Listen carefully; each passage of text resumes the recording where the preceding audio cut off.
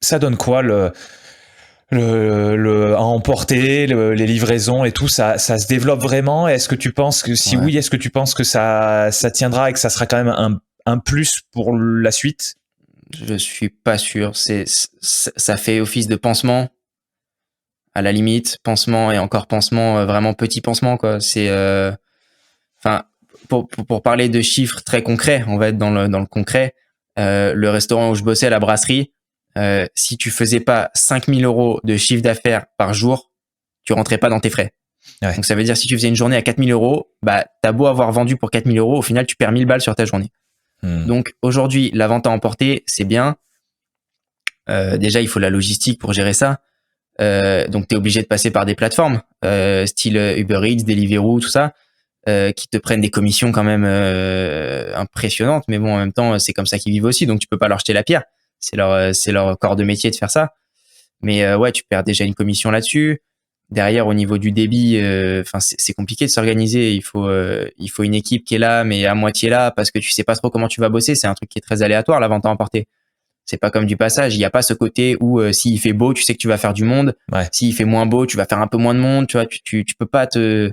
Les gens quand ils sont chez eux, ils ont envie de commander, ils ont pas envie de commander. T'es tributaire un peu des programmes télé. S'il y a un match de foot, bah peut-être tu vas vendre plus de tels trucs. Mais bon, je suis pas sûr que ce soit un truc qui soit viable au niveau de. Tu peux pas faire la même chose que tu fais. Puis même en termes de gastronomie pure, il y a des choses qu'à emporter, c'est pas bon. Enfin, tu peux pas faire trop de trucs croustillants parce que ça arrive, c'est mou. Ouais. Tu peux pas faire certains plats en sauce parce que bah, les contenants en carton ou en plastique, c'est relou le carton avec des sauces chaudes, c'est pas pratique. Faut faire des trucs que t'es sûr ça va arriver chaud parce que c'est pas évident qu'un plat il arrive chaud alors qu'il va se faire 15 minutes de scooter, tu vois. Donc c'est compliqué, et puis c'est pas pareil, tu vois, t'as pas le contact avec les gens. Tu peux pas faire bosser les serveurs aussi, surtout. Ouais, ça c'est clair. Les serveurs, ils peuvent pas prendre leur scooter et aller livrer les gens, tu vois, c'est pas possible. Donc il y a un côté qui est bien parce que ça fait office de pansement et ça peut par la suite, pourquoi pas, être un plus à côté d'une activité classique, mais ça remplacera jamais ça. Puis après à côté il y a toutes les charges fixes. Ça veut dire que tu as un restaurant où tu vas payer un loyer à peut-être 8 000 € par mois, 10 000 € par mois ou peu importe. Et si tu fais pas tes 100, 150 couverts, c'est pas viable. Puis t'as toutes les charges qui incombent à ça. Ça veut dire que tu payes un loyer pour un restaurant qui fait, je dis une connerie, mais peut-être 100, 200 mètres carrés. Et au final, tu utilises que les 10 mètres carrés de la cuisine.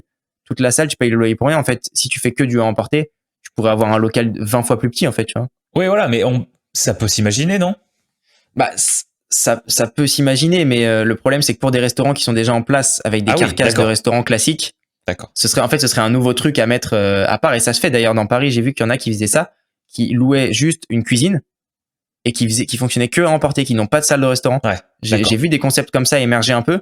Donc oui, je pense qu'il y a un business model à trouver, mais ça peut pas être celui d'un restaurant classique qui se ouais, transforme c'est clair. uniquement à emporter. Ça, c'est pas possible. Quand Ouais. tu payes une surface de 100 mètres carrés, faut que tu utilises tes 100 mètres carrés. Si tu Hmm. loues 100 mètres carrés 10 000 balles, il faut que tu rentabilises tes 100 mètres carrés parce que si c'est pour utiliser que 10 mètres carrés de la cuisine, loue seulement 10 mètres carrés, tu vas payer 20 fois moins cher et tu seras rentable. Mais avec des D'accord. charges de restaurant classique, c'est pas possible de vivre que du à emporter. Bon, mais cette crise, on devrait en sortir un jour, espérons dans J'espère. pas trop longtemps.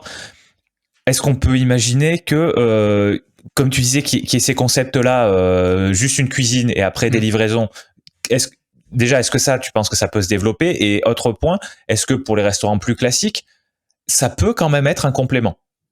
Ou est-ce que Ouais, tu ça. penses que ça va s'arrêter? Alors déjà, les concepts qui sont complètement business model axés que sur le à emporter, s'il y a un système économique autour de ça qui fonctionne, ça peut fonctionner et ça va fonctionner. Parce que c'est fait pour ça, en fait. À partir du moment où ton concept est fait pour une clientèle et fait pour quelque chose, forcément, il y a de fortes chances que ça fonctionne parce que tu as étudié le projet en fonction de. Donc, il y a moyen que si tu te dis je fais que de la vente à emporter, tu auras un système économique qui va tenir la route.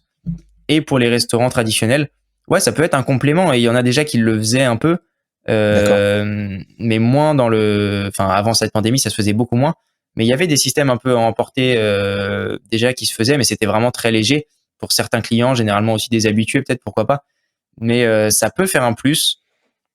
Après, c'est vrai que quand tu fais déjà ton restaurant complet, tu as l'équipe qui est en place pour faire un restaurant complet. Si derrière tu rajoutes, je sais pas, 50 ou 100 commandes, est-ce que derrière tu vas pas être obligé de réembaucher quelqu'un? Donc est-ce que ce que tu vas perdre en réembauchant quelqu'un, est-ce que ça va rentrer? Tu vois, il y a toute une réflexion à avoir à ce niveau-là.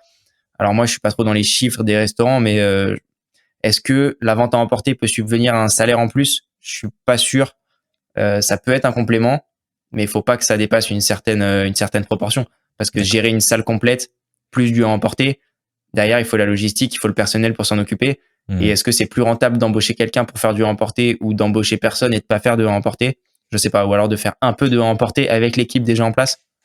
Après, ça rajoute une charge de travail, mais ça peut se... Il y a une réflexion à avoir dessus, pourquoi pas, mais faut trouver un système économique qui rentre. Surtout que là, tout ce qu'on voit depuis 1 an, alors le gouvernement est présent, hein, mais c'est du report de charges pour la majorité des choses. Donc, qui dit report, dit à un moment donné, va falloir y passer. Donc, on va avoir une période très compliquée parce que le problème, là, les restaurants, ils vont pas fermer maintenant parce que là, ils sont sous respirateur. Ils ont des aides qui permettent pour le moment. Mais le jour où tout va rouvrir, l'État, il va dire, bon, bah, c'est bon, c'est rouvert, vous avez plus besoin d'aide. Donc, du coup, ils vont stopper les aides. Et qu'est-ce qui va se passer? Il y aura tous les reports de charges qui vont tomber et l'activité qui démarrera certainement pas à 100%. On parle de les terrasses au début, puis après 30 ou 50% de capacité en intérieur et après la totalité. Sur toute cette période où on peut pas remplir pleinement le restaurant, bah, les charges, elles vont être pleines et le restaurant pas plein. Donc, va y avoir aussi un problème à ce niveau-là. Et c'est après, j'ai peur que la plupart des restaurants ferment. C'est quand on va stopper les aides et que ça va reprendre normalement. C'est là où je pense qu'il va y avoir de la casse et c'est là que ça va être dommageable. C'est pour ça que allez au restaurant si vous pouvez quand ça réouvrira. Ouais, c'est important.